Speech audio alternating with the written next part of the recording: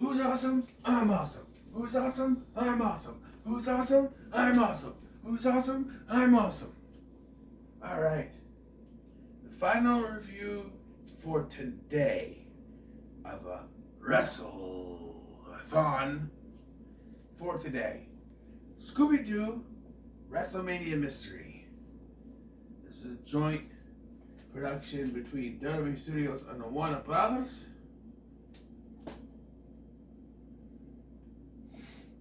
And this is an animated film, one of two animated films I'm covering in this Wrestle-A-Thon. And it was a Scooby-Doo movie, and this is before they decided to ruin Scooby-Doo by always having to make sure our main characters told the kids watching at home that ghosts weren't real, and then went back to some of our favorites like Zombie Island and the 13 Ghosts of Scooby-Doo. Ruin that because we can go back, we can give you a sequel, but we can't let for 1 second kids for 1 second think that ghosts and monsters are real, so we have to ruin those. Even though the whole thing with Scooby-Doo and Zombie Island was the monsters are real, and they have to debunk the whole thing. Yeah, but this didn't do that yet. It's set in the fictional WWE city, where Scooby and Shaggy have won this video game thing, well, mostly Scooby, won this video game contest, and they get tickets to Wrestlemania. And so they have to go to the WWE city, which is where Wrestlemania is apparently, for this. To meet some WWE superstars, and a mystery abound when a giant ghost bear attacks and is ready to ruin Wrestlemania. And then the WWE Championship, which is the spinner belt at this time, which in real life it wasn't. I think it had just changed to the first version of the big logo belt. It had the old WWE logo on it, but yeah.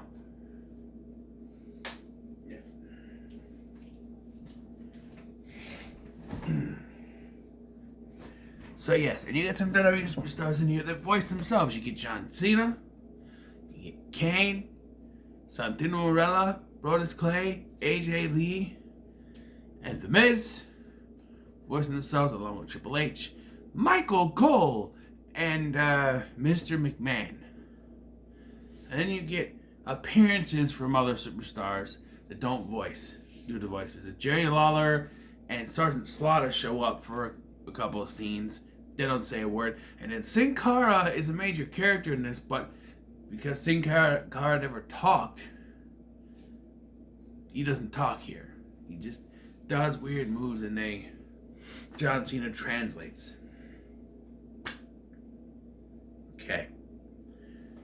And it amazes me that AJ Lee's the only diva in this. And she was big at the time. This was 2013 AJ Lee's. This was no 2014 yet. I don't think she had won the Divas title yet, but it amazes me she's the only one in it. And then they do a sequel to this, sort of. It's called the Legend of the Speed Demon or something. And it's a WWE racing thing, which, because that never tanked before. Crush Hour. I don't have that one, so we're not going to do that one this time. Maybe in Wrestle-A-Thon 2, I'll do it, but, yeah. I bet that looks stupid. But anyway, I also have Charles S. Dutton playing Cookie, who is a trainer for the WWE, and his nephew, Ruben. I don't know who his voice is, Ruben, but, you got all your standard Scooby-Doo cast. You have Frank Welker as Fred and Scooby, and I'm sorry, over the years, Frank Welker's Scooby-Doo has devolved. I mean, Frank Welker's one of the great voice actors, but his Scooby-Doo just, I don't know, over the years it's gotten worse, I mean, no one can beat Don Messick, but even Scott Innes did a pretty good job when he did the voice of Scooby-Doo in the Zombie Island, but what do you say? And then you have Grey DeLisle Griffin as Daphne, Mindy Cohn from The Facts of Life as Velma and Matthew Lillard as Shaggy. Their regular roles here, and they're pretty good. For the way I always liked that Matthew Lillard went on to do Shaggy in the animated form after Casey Kasem quit the role, passed away, what have you. I think he was doing it before, a couple years before he passed away. But the plot, it's very weird for the plot. Like I said, Scooby wins this contest after playing the video game and doing the special Sin Cara dance. And so they win the trip to WWE City. And, at first, Fred, Daphne, and Velma are like, no, we're not going to go. But then Fred and Daphne are persuaded. Or Fred and Velma are persuaded, excuse me. And then Daphne's like, what? Oh, okay. So they go there. And okay. I don't think the writers understood what was going on in this. So I know the big thing with Scooby-Doo is that they're driving along to go to somewhere, but they don't get to that somewhere because their car breaks down. The Mystery Machine breaks down. They do that here, but the Mystery Machine breaks down, and so they have to stay in WWE City. Problem is, they were going to WWE City in the first place, so why did the Mystery Machine need to break down? It doesn't break down, it crashes because the bear or something. Not the bear, but it crashes. They get to, there's like an animal on the road, and Fred swerves, and it crashes. John Cena rescues them, but they say, it's injured, it's broken, so you have to come to WWE City so we can get it fixed for you. But they were going to WWE City to begin with. They didn't even have the Mystery Machine have an accident. I don't understand that writing. I know it's playing the trope that the Mystery Machine always gets broken, but it's always when they're going somewhere else and they have to stop a different place because it's broken. But they were going to WWE City, so they didn't need to break down so they can go to WWE City. You know what I'm saying? But this movie actually starts with The Miz walking. Going, who's awesome? I'm awesome. Who's awesome? Oh, I'm awesome. He has a encounter with Kane. Basically, just throws him back down to the ground, and then he is attacked by the giant ghost bear. Yeah, we get a really, and then he's in the hospital. He's in bandages for the rest of the movie. Yeah, that's the opening. We get this cool little opening thing with the Shaggy and Scooby and them, and then there's a bonus feature where Vince McMahon talks about, wasn't there about the project? Everybody at WWE Superstar wanted to be in it, and it's like, yeah, but who did you get to be in it though? John Cena and Triple H. Those are two big. John Cena, Triple H, and Kane. Are the two biggest names. Who else? AJ Lee, Brodus Clay, Santino, The Miz, AJ Lee. Not exactly big names at the time. I mean, AJ Lee was on her way up, but I should mention. I mentioned that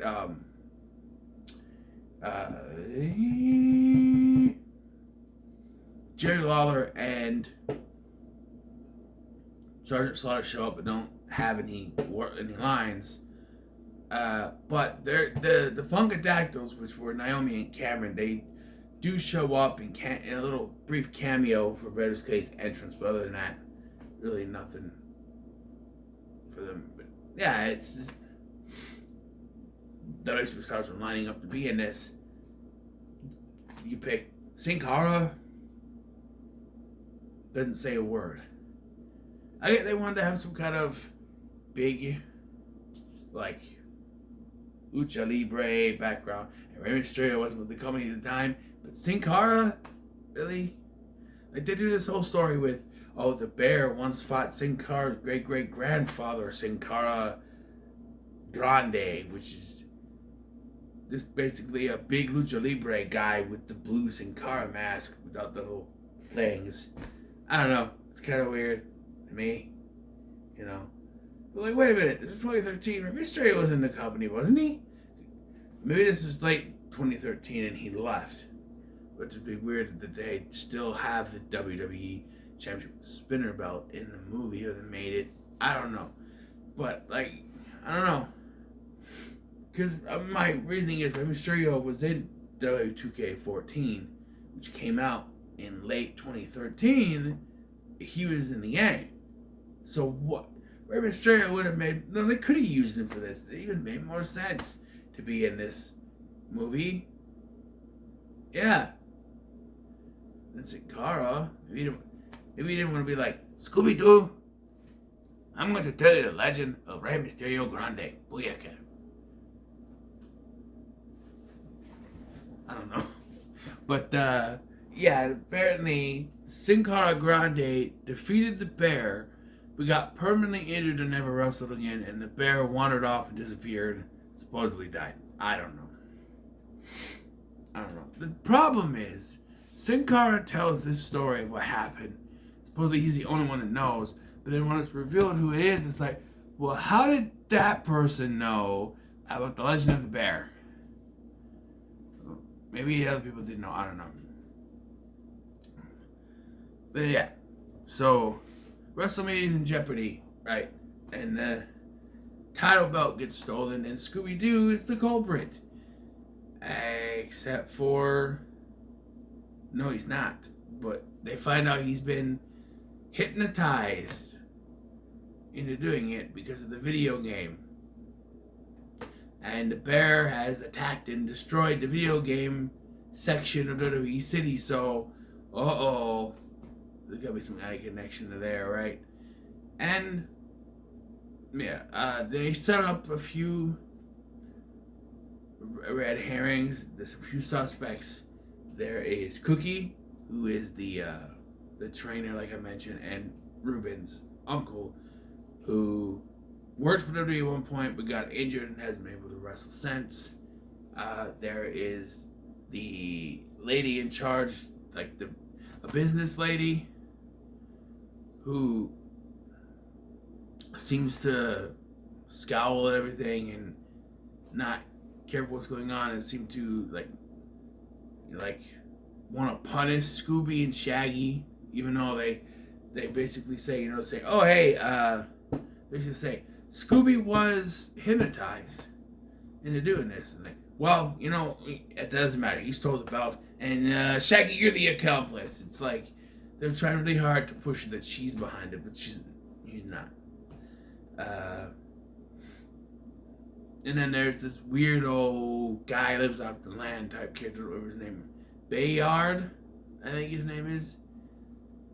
It's also presented as a red herring. And Kane, who's the biggest red herring in the film because the storyline here is that Kane was the WWE champion, and after a screwy finish, he was stripped of the championship, and now he wants it back, and he's always angry and growling, and he did attack The Miz before the bear showed up, so he's suspect. By the way, in that opening, there's a giant Triple H cutout thing going, "Come to WWE City, cause it's just that good," which his line is that damn good, but it's a kids movie, so they can't say that, but yeah. And Michael Cole, like I said, he's the only announcer, and I'm sorry, during this big match they have at the climax, Michael Cole is annoying. I know that play-by-play announcers were supposed to call the moves, but he is just shouting out everything that we're seeing. It's like Michael Cole, is the special announcer for the blind people, is what it sounds like. And now, Sin Cara is going up to the top rope. John Cena is getting ready to fight the bear. And now, Skinny Man and Dead Meat, yeah, it's like, okay, we get it. But I don't know. This isn't a typical play-by-play that you'd see in a WWE. This is literally telling us what's going on. And that's not what the play-by-play in WWE commentary is. No. He's going, like, move by move, telling you what's going on, instead of just, like, throwing out some stuff. Because he's by himself, can't interact with anyone. There's no interaction. There's no color commentator. That's what kind of makes it. You couldn't get in. Who is it at the time? Todd Grisham or somebody. I don't know. Who is Jerry Lawler? I don't know who was commentating in 2013. JBL? I'm a cartoon Mago. I hate that dog Mago. I hope the bear squashes him. You could have done that. No dog should be in the WWE ring, Mago. You could have had JBL in there. That's a dog. He doesn't deserve to be in a ring. That sort of thing. But yeah. And so Fred sets up a trap, which works, sort of. But it's really weird. Because he has, Triple H, Sergeant Slaughter, and Jerry the King Lawler are out there waiting for the power to go out so they can reactivate the generators and start the power again. And, in a pouring friggin' rain. And, what's Triple H gonna do? He's outside. He's just there to start the friggin'... And by the way, he's in his wrestling gear at night in the rain. Okay. I don't know. It's really weird. Eventually, Ruben shows up as the Bone Crusher, or whatever he's called. And then they're able to launch him and the bear into the ring when the bear tries to escape. And at this point, it becomes very obvious who the bear is, because this person is no longer present in the film. And you think it could be the business lady, or we know it's not Kane because he's in the ring with the bear. It's not Mr. McMahon because he's standing ringside and stuff. And then it's not Triple H. It's not Michael Cole, I guess. And it's not that weird guy because you'd already seen him outside before the thing even started. So it could be him, I guess. When you think it's him, or the one lady, or Cookie. Those are the three that you kind of are at this point. But they do a bunch of moves. They seal the cage. Fred seals the cage. And then basically it takes... Shaggy is friggin' caught up in the ropes the entire time.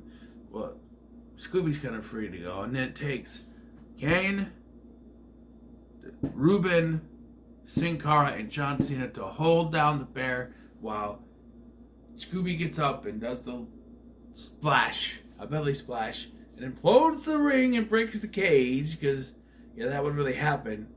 And the bear is down. And it's revealed that the bear is Cookie. Yeah.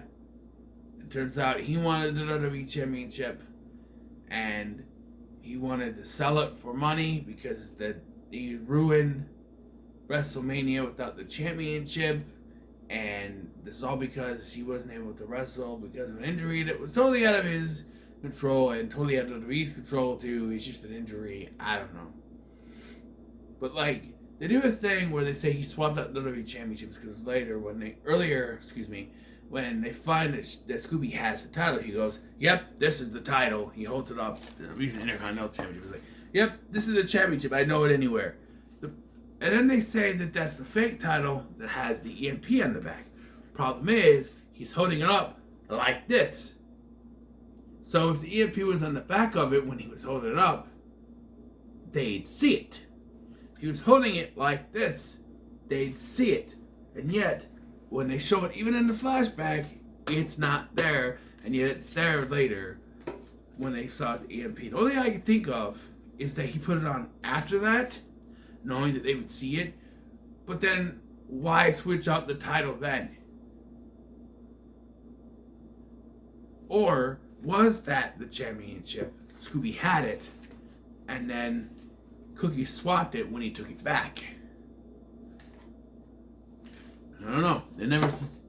I mean, according to them, he swapped it when Scooby took it that night. But it would make more sense if he swapped it after he went to take it back, because he was the one who had it. So I don't know. It's really weird. But Scooby and Shaggy are awarded the WWE Championship again. usually I know the title because the spinner belt's all the way in the bedroom. I don't want to go get it. And so they're awarded the championship, and Kane shakes their hand, and then the movie ends. All right, this was fine. It's pretty good. Nice little animated feature for the kids. You know, that's something I'll go back and watch all the time. I am a Scooby-Doo fan, so maybe I'll watch this more than some of the newer ones, I think. But not bad for a Scooby-Doo movie with WWE. Pretty good. So what are your thoughts for Scooby-Doo Wrestlemania Mystery? Coming up next, we are not done with Kane, because we are going to check out the See No Evil 2 next with Kane reprising control as Jacob Goodnight in a movie that I have a few problems with. So I watched it once, maybe twice. Once, twice? I don't remember. Maybe it was once, but so what are your thoughts on Scooby-Doo Wrestlemania Mystery? In the comments below, make sure to like, share, and subscribe. Thank you for watching. I'm Scotty, and I'll see you in the next one.